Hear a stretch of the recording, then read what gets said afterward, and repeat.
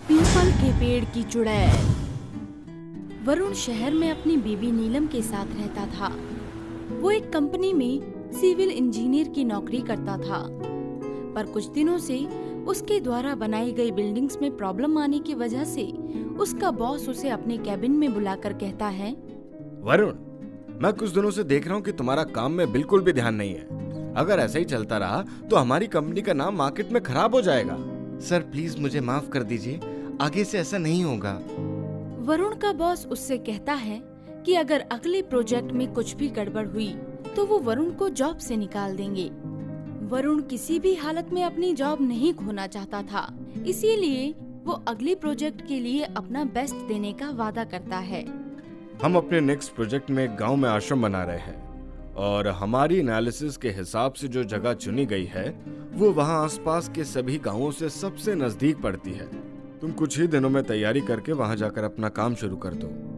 वरुण घर आकर अपनी बीवी नीलम को सब कुछ बता देता है और उसे अपने साथ गांव जाने के लिए कहता है।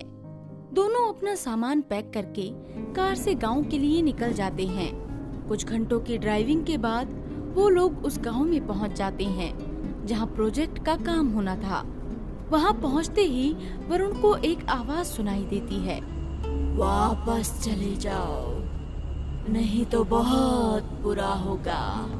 नीलम, अब तुम्हें क्या हुआ जो तुम्हें घर वापस जाना है? लेकिन मैंने तो कुछ भी नहीं कहा है वरुण, कैसी बहकी बहकी बातें कर रहे हो तुम? वरुण सोचने लगता है कि शायद उसे कोई गलतफहमी हुई होगी। गांव काफी बड़ा था, जिसके कारण वरुण रास्ता भटक जाता है। तभी उसे घूंघट डाले हुए एक औरत दिखाई देती है। वो गाड़ी उसके पास ले जाकर उससे पूछता है, क्या आप बता सकती हैं कि इस गांव में पीपल के पेड़ के पास वाला कॉटेज किस तरफ है? क्या कहा? पीपल के पेड़ के पास वाला कॉटेज? तुम्हारा वहाँ क्या काम है? जी मैं एक इंजीनियर हूँ और हमारी कंपनी उस एरिया में आश्रम की कंस्ट्रक्शन करवा रही है, इसलिए मुझे वहाँ जाना है।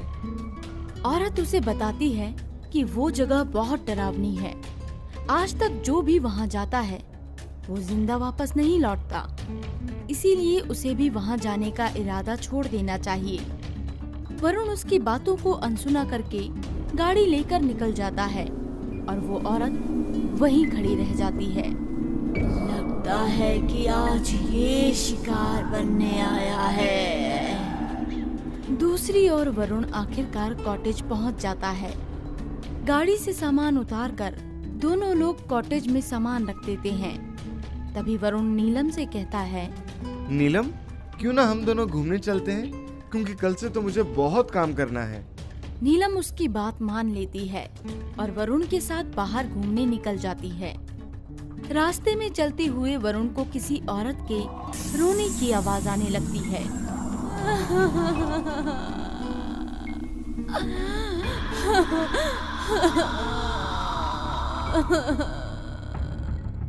यार नीलम, ऐसे बच्चों की तरह मत रोया करो, बताओ क्या बात है?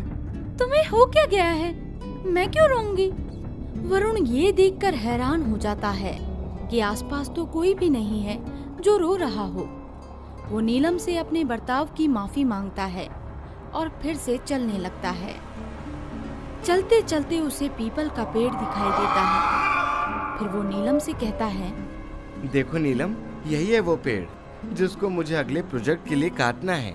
वरुण इतना बोल ही रहा था कि अचानक से पेड़ के पत्तों का रंग खून जैसा लाल हो जाता है, जिससे वरुण बहुत चौंक जाता है। नीलम, ये देखा तुमने? ऐसा कैसे हो सकता है कि पत्तों का अचानक से रंग बदल जाए? नीलम पेड़ की तरफ देखती है तो पत्तों का रंग हरा ही होता है। वो वरुण को बताती है कि अपनी जॉब खोने के डर की वजह से उसे अब भ्रम होने लगा है। वो उसे वापस कॉटेज जाकर आराम करने के लिए कहती है। शायद नीलम सही कह रही है, मुझे ज्यादा न सोचकर आराम करना चाहिए। तभी वरुण को डोर बेल सुनाई देती है। वो डोर खोलकर देखता है कि गांव के कुछ लोग आए हुए हैं, जो उसे बताते हैं कि ये कॉटेज भूतिया है। यहाँ आसपास जो कोई भी कंस्ट्रक्शन का काम करता है वो जिंदा नहीं बचता। इसीलिए उसे तुरंत यहाँ से चले जाना चाहिए। वरुण उनकी बातों को अनसुना करके सभी को वापस लौट जाने के लिए कहता है। सभी के चले जाने के बाद वो नीलम से कहता है, एक तो मेरी जॉब खतरे में है और ऊपर से इस प्रोजेक्ट को शुरू करने से पहले ही इतनी प्रॉब्लम्स आ रही हैं। पता नहीं नीलम, मैं अपना काम समय पर पूरा कर सकूंगा या नहीं।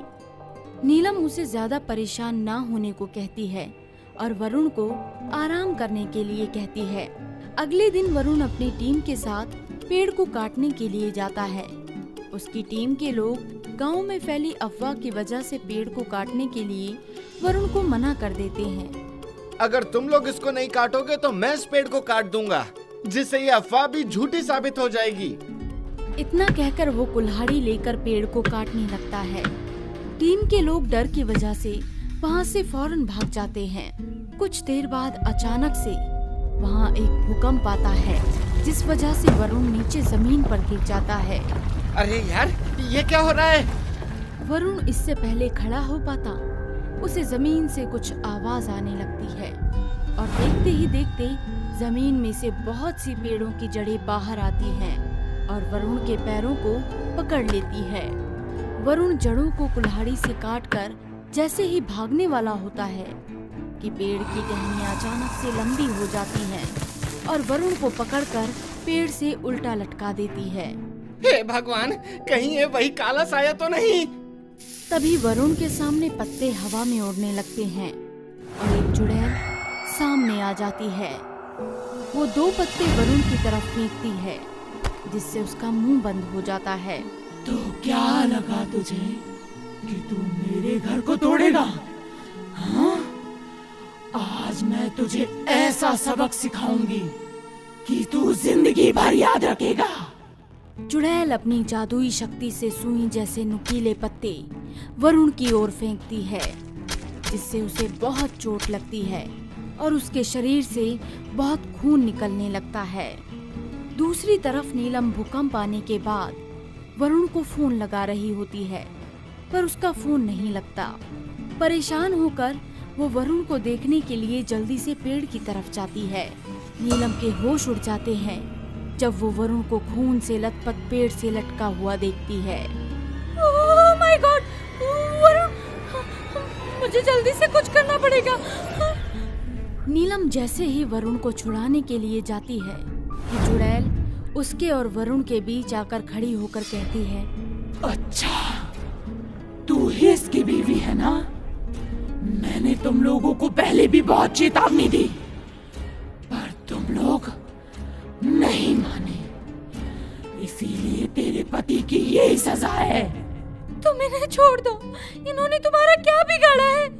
तुम जो कहोगे हम लोग वही करेंगे, पर प्लीज इन्हें ऐसे चोट मत पहुंचाओ। चुड़ैल नीलम को बताती है कि बहुत साल पहले उसके पति की मौत हो जाने की वजह से वो बहुत गरीब हो गई थी और किसी भी गांव वाले ने उसकी मदद नहीं की, जिस वजह से उसे जंगल में इसी पेड़ के पास रहना पड़ा और उसकी यही मौत हो गई। वो चुड़ैल बनकर इस पेड़ की रक्षा करती है और इसको काटने वाले को जिंदा नहीं छोड़ती। पर वरुण यहाँ एक आश्रम बनाने वाला है, जिससे बेघर लोग आराम से रह सके। उन्हें वो सब नहीं झेलना पड़ेगा जो तुमने झेला है। चुड़ैल को नीलम की बात थोड़ा समझ आ जाती है और वो वरुण को नीचे उतार देती है, पर वो नीलम से कहती है कि वो अपने पेड़ को बिल्कुल भी काटने नहीं देगी।